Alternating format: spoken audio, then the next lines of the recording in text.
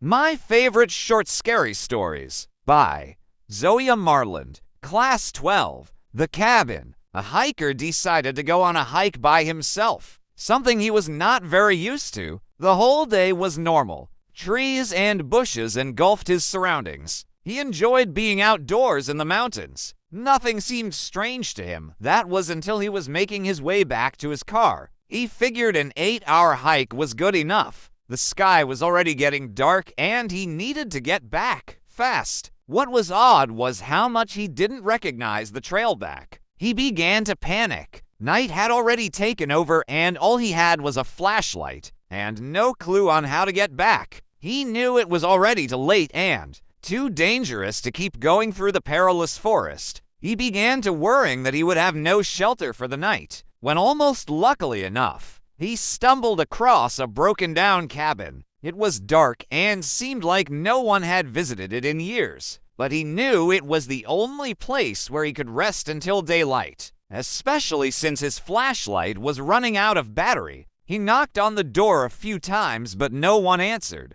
So he let himself in where, strangely enough, a perfect bed fitted for one person awaited him in the center. He knew that if the owner came back, he could explain himself. He was sure that the owner wouldn't mind, or was even probably dead. So he went ahead and got himself comfortable in bed. As he tried to sleep, he couldn't ignore the collection of paintings around the room. Portraits of strange-looking people all peering at him, each wearing a smile that sent chills up his spine. Not too long after his exhaustion from the hike got the best of him, and he was able to ignore the faces. The next morning he got up early and was shocked to see that there were no paintings around the room, but windows. Based on true incident.